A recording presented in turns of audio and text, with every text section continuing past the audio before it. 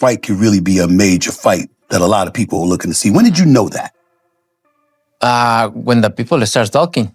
And obviously, everybody around tried to make this fight.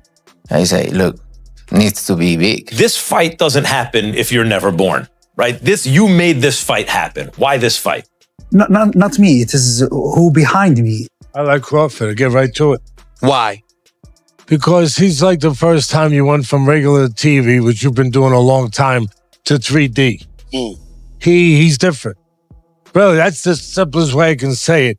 The long-awaited clash between Terence Crawford and Canelo Alvarez became every bit the spectacle the boxing world anticipated. Even Canelo himself admitted that the fight was simply too monumental to pass up. Although he initially declined the offer, the overwhelming global interest transformed it into an unmissable event. Fans across continents tuned in, eager to witness two modern legends share the same stage. From the roar of the crowd to the electricity in the air, it was evident this was not just another bout. It was a global happening that transcended sport. Fight.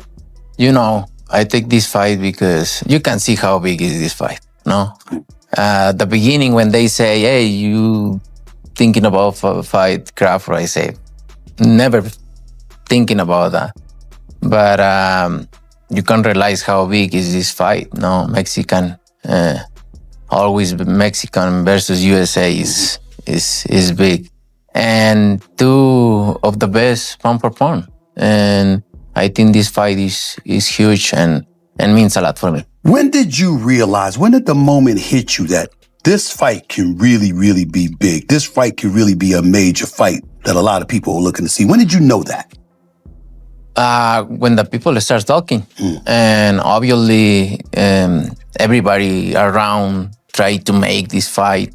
I say, look, needs to be big, right? Because Netflix, Riyadh season, everybody interested in this fight. So that's when I realized how big is this fight. Crawford felt like initially you needed some convincing because you thought it was a lose-lose proposition, whereas you're fighting the smaller guy, and if you won, you wouldn't really get any credit for it. Was that what you were thinking? Yeah, but if you think well, I've been in that position before. Saudi advisor and chairman Turki Alashik reflected after the contest that the fight's purpose went beyond boxing itself. He described it as a carefully crafted once-in-a-lifetime moment for fans, especially with the possibility that this could mark Terence Crawford's final grand showcase. For Alashik, hosting the event carried profound significance not only because it brought two icons together at their peaks, but also because it preserved a slice of boxing history destined to be remembered for generations. It was an experience meant to inspire, a celebration of legacy as much as competition. My country, I'm my boss, you know? But really, if you look at as a business, this fight will not happen if we are not involved. As Gia, Riyadh season, Saudi Arabia, this is truth. Because even with what the relationship with Netflix, and we are very happy about it, still this fight costs more and more. Speaking of cost more and more, for everyone who watches it, everyone already has a Netflix account. So they're not paying anything extra for it. Yeah. You, however, are the guy who just paid hundreds of millions of dollars for a pay-per-view fight that you wanted to see. So people like to get their money's worth. What do you want to see from this fight? First, not what I want to see, what all the people around the world, and you are fans of boxing, want to see. It's taken too long, but thanks God, without the support behind me from my government, my leaders, the Crown Prince and the vision, and without the love of the fans, we will stop not complete. This is what push us. This kind of fight, special Canelo Crawford, I want to explain it to you exactly why it is important and the fight of the century. Canelo is the biggest name in boxing now, and Crawford undefeated and have the chance to be undisputed for the third time. Maybe this is the last fight for Crawford. And for Canelo, it's mean a lot for his fan in North America and South America and all the world. He doesn't want to get beating from guy getting up 2-3 weight. renowned trainer and boxing analyst Teddy Atlas, appearing alongside ESPN's Stephen A. Smith, had already placed Crawford in rarefied air before the first bell rang. In a vivid analogy, Atlas compared Crawford's skill to the leap from 3D to digital, symbolizing a level of sharpness and sophistication rarely seen in the sport. His adaptability, precision, and unflappable composure, Atlas argued, separated him from nearly every fighter of his era. Inside the ring, Crawford validated that praise, switching seamlessly between orthodox and southpaw, reading his opponent's intentions within seconds, and making rapid adjustments under the brightest spotlight. He showcased mastery in its purest form. This wasn't merely about landing punches. It was about advancing the craft of boxing itself. For fans worldwide, Crawford's performance felt like watching the sport evolve in real time, a new chapter written in the history. I think you'll box. I don't know, maybe 2 more. 2 more years. Yeah. Is there anything else that you want to accomplish that you haven't yet accomplished? I already accomplished everything. So there's and I did nothing everything in boxing. Yeah. So I'm fine. When this is all over for you, maybe in 2 years from now, what do you want to be remembered for? One of the greatest fighters in the boxing history. That's why I'm here. That's why I start boxing. So I'm doing good. I think you've already accomplished that. Yeah. Canelo Alvarez, the decorated 4-division champion, entered the ring with a legacy already carved in stone. Having unified divisions, conquered stadiums, and secured generational stardom, he has openly stated his plan to retire within 2 years. Yet, against Crawford, his mission extended beyond victories and belts. His focus was squarely on legacy, how history would remember him once the gloves were hung up. His performance that night reflected both his enduring greatness and his relentless desire to leave the sport as one of its untouchable immortals. The interview, we went even deeper on it. He did. Look, Canelo's achievements speak for themselves. You see, he's been around a long, long time, 20 years as a pro, and he's beat some of the best fighters out there for sure. I think that Paulie there is referring to him avoiding Benavidez, the fight that everyone's wanted to see and wanted to make. He's been picking and choosing his own opponents, and he has had some easy options, and he gets an opportunity to go in against Terence Crawford, or Terence Crawford gets the opportunity to go against him. Look, whatever way you want to look at it, I think that you cannot deny how good Canelo has been. He has adapted. He's had to adjust. He now, he stalks forward. He hunts his prey, but he single shots to the body, single shots to the head, and that's why I think timing for Terence Crawford here could be Duke. Me and Spencer have got Terence Crawford. How do you think this fight is won and lost? Yeah, I think this fight is won for Crawford by sticking to his boxing, which he does beautifully. From the outset, I thought Crawford would win this fight simply because you're in our game. He's a great boxer, right? He switches from left to right effortlessly. He's a good stayer. He's got that spite that you need as a champion. What he's done has been done before, albeit many, many moons ago with Sugar Ray Leonard, when he moved up and boxed Donnie Lalonde from welterweight to super middleweight, but he stopped off in between that and boxed Marvelous Marvin Hagler. So that's probably a harder route even still, but I feel that it's a stone difference. It's not really that much, not when you look at the bigger picture. A stone in weight is a lot of weight, of course it is. And sometimes you don't even want to give away a pound in weight, but the fact that he's putting on a stone of pure muscle. Broadcaster Simon Jordan echoed that sentiment, emphasizing the astonishing consistency of Canelo's career, from bursting onto the professional stage as a teenager to becoming one of the sport's most bankable stars. Alvarez has carried the weight of immense expectations for over a decade. Few fighters survive at the pinnacle for that long, let alone across multiple weight divisions. Yet Canelo has done so with intelligence, patience, and adaptability. During the fight, every adjustment he made was a reminder of the deep reservoir of experience that sets him apart from younger challengers. His calm under fire and ability to exploit openings reinforced why he remains a generational figure in boxing. As Jordan noted, sustaining such dominance in an ever-changing sport is a feat so rare, it redefines greatness itself.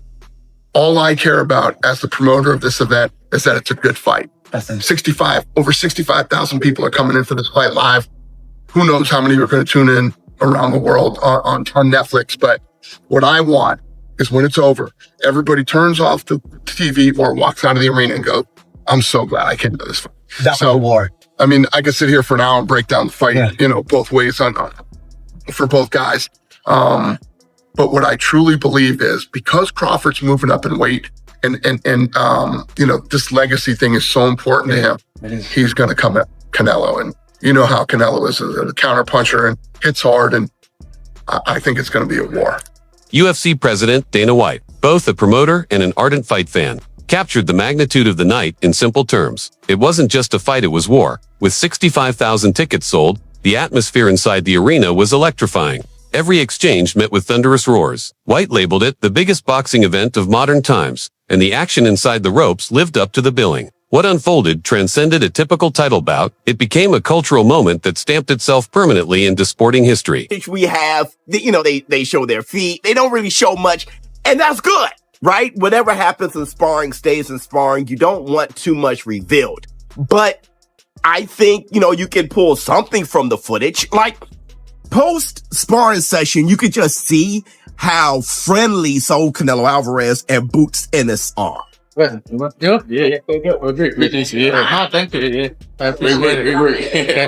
Almost there. Almost time. Yeah. It's mutual respect. You can just see, and it just feels like Boots gave Canelo some good work. I think if Boots didn't, I think Canelo wouldn't respect him as much. I think Canelo would be like, get out of here. I mean, they couldn't even leave the gym. They kept saying bye to each other over and over and over again like it was a bromance. Who say he's around? Yeah, cool. Yeah, see, I'll come back to Sword. Oh, yeah. Cool. You know what? I'll see you tomorrow. And more, if they are scared, they're more faster. If they are scared, more faster. Bro, you know what that is. You know what that is. It's like if somebody whipped your ass and like, all right, there, boy. What? What, wait.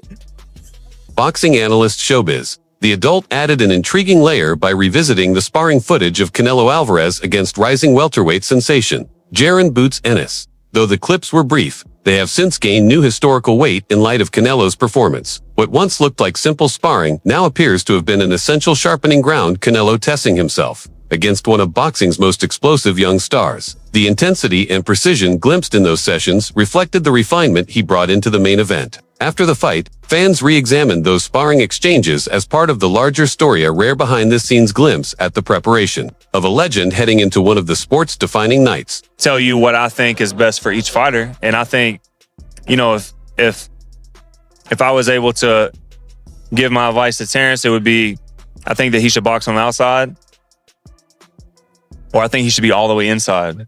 Wait, all the way inside? That would sound like, no, you don't want to be on the inside because like Canelo could land body shots. Yeah, but Terence is a great inside fighter. He's ridiculously strong. And I think the most dangerous place for Terence to be would be in the mid-range, chilling this far from Canelo, at this distance, where Canelo is able to get a lot of leverage and be really explosive, as opposed to what I did to Trevor McCumbee, where I stepped all the way to the inside. And, do you want to be this far away from a baseball bat, or do you want to be this far away from a baseball bat? This here, exactly. They can't extend. They can't gain the same momentum. And just fighting on the outside, sticking, moving, running around, moving around, using his legs for 12 rounds could be a lot. Where as opposed to him being smart on the outside and moving, and then picking his times and getting all the way to the inside and going to work, and then going all the way back out, all the way back in, all the way back out. But I think chilling at the mid-range with Canelo could be dangerous. Former champion Caleb Plant, who has shared the ring with Canelo, didn't hold back when praising Crawford in the build-up. He described him as ridiculously strong, and the fight bore that out. Crawford's punches carried unexpected weight at the higher division, and his physical strength prevented Canelo from imposing his will as easily as he had against others. Observers marveled at how Crawford combined precision with surprising power, forcing even a granite-chinned warrior like Canelo to respect every exchange. Veteran Gabriel Risotto had offered a warning beforehand. Crawford needed to tread carefully. Canelo, after all, had built his reputation on facing and beating naturally bigger men. That reality became clear as the fight unfolded. Alvarez absorbed shots with composure and responded with his trademark heavy counters. For Crawford, it was a test of finding balance, asserting himself without being lured into danger. Risotto's prediction highlighted the razor-thin margins of this matchup, where size, skill, and strategy collided on the grandest stage. For years, he's adapted to the weight. It's his natural weight.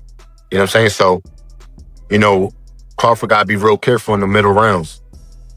When we, and I've heard you say this before, look, it doesn't matter if you're sparring with heavyweights in sparring. Yeah. If you're sparring with 68 pounders, 75 pounders in sparring. When you get clocked with them 10 ounces with no headgear on, it's a different game, a different story. Drop down on that for us for a second. What is so different about it? Is it just a jolt? Is it a shock? What's the difference? It's different just because it's just the pop. You know what I'm saying? You know, when you're sparring heavier guys, it really, it means something, but it's 16-ounce gloves and it's a headgear. So it's not the same effect. But you know what I'm saying? And Crawford and Canelo being the same size right now and the same height, people go, oh, well, it's even. Share your thoughts in the comments. Subscribe and like this video and stay tuned for more like this.